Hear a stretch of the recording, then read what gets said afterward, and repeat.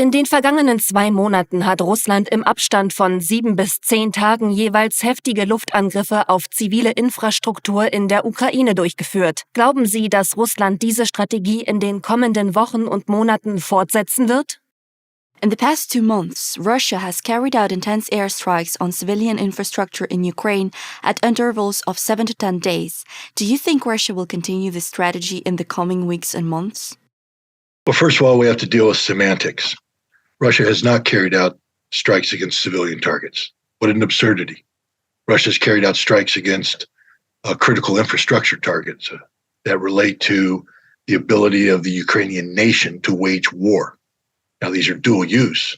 So, of course, if you strike a electrical generation capacity to deny Ukraine's military access to that, you're also denying civilians. But this is permissible under international humanitarian law and under the laws of war. It's a practice, by the way, perfected by the United States against Iraq in 1991 and by NATO against Serbia in 1999. So anybody who has a problem with what Russia is doing in Ukraine in terms of striking these targets needs to look in the mirror and understand what the word hypocrisy means. This is something Russia should have done a long time ago. These are targets that should have been struck on day one. Ukraine should have ceased to function as a modern nation state starting day one of this conflict. But Russia opted not to do that because this was a special military operation, not a war. The people that decided to escalate this conflict into a war was Europe and NATO, who decided to provide tens of billions of dollars of weaponry and financial assistance to sustain the ability of Ukraine to fight, to quote a United States senator, by the way, to the last Ukrainian. And Russia's given Ukraine every opportunity to do that now. Russia, I think, has turned the corner on the soft approach taken by the special military operation. Even though they call it a special military operation today, what's going on is more akin to war, actual war. And Russia, I believe, will continue to strike these critical infrastructure targets in order to severely diminish the ability of Ukraine to continue to resist.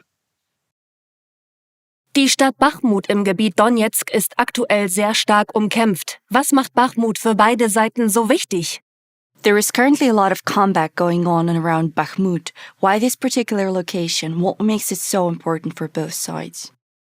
Well, there's always been combat going around Bakhmut. It's not like all of a sudden the Russians decide, hey, let's fight in Bakhmut. Bakhmut has been one of the central battlegrounds for the ongoing effort to liberate the territory of Donetsk. That's a Russian point of view, liberation. The Ukrainians, of course, would argue that it's about the Russians occupying Donetsk. But the bottom line is, from the Russian perspective, Bakhmut, and the Ukrainian perspective, Bakhmut is the key, the centerpiece of the Ukrainian defense of Donetsk. It, like all other areas, is heavily fortified.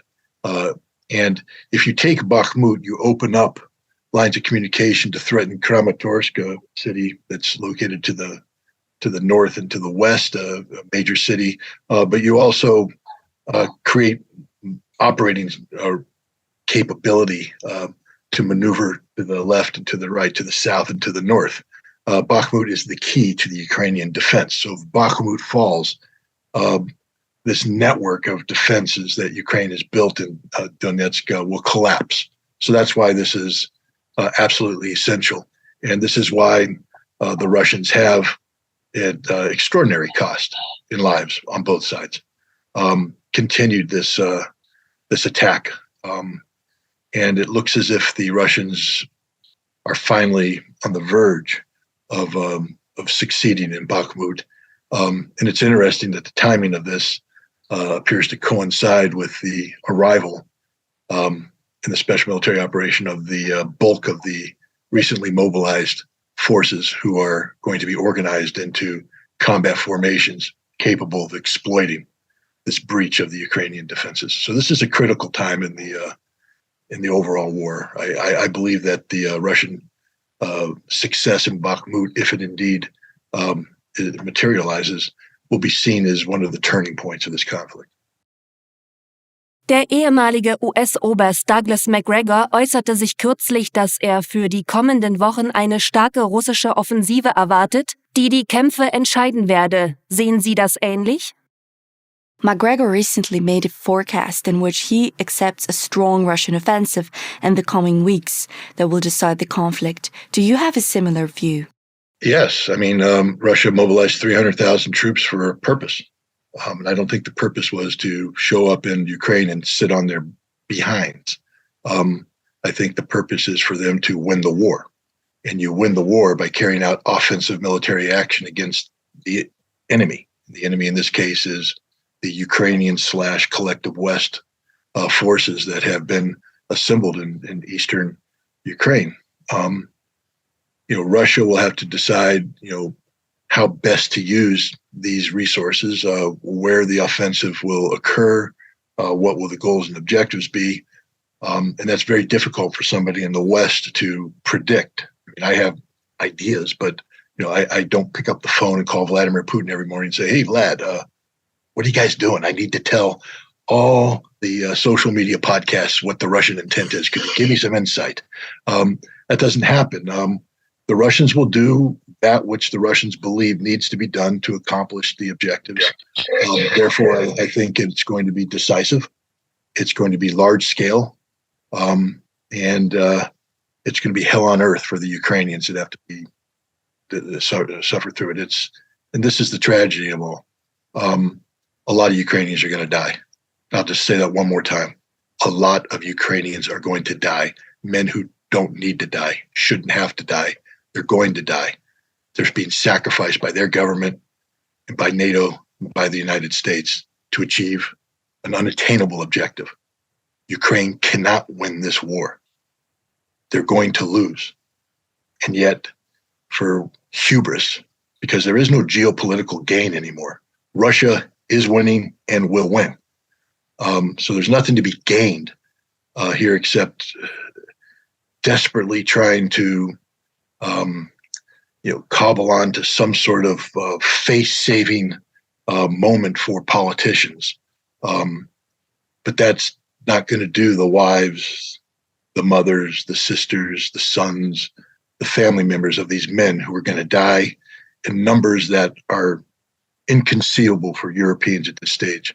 These are numbers that are going to be equivalent to what we're seeing in the worst moments of World War II. NATO-Generalsekretär Jens Stoltenberg sprach davon, dass Russland Hunger als Waffe einsetze. Stimmt das? NATO Secretary General Stoltenberg spoke of Russia using hunger as a weapon. Do you think this is true? Stoltenberg needs to read some history and understand that when you cry havoc and unleash the dogs of war, accompany the dogs of war, the four horsemen of the apocalypse, and one of those horsemen is famine. You did this, Jan. You did this, Europe. You did this, NATO. You brought this on Ukraine. Not Russia.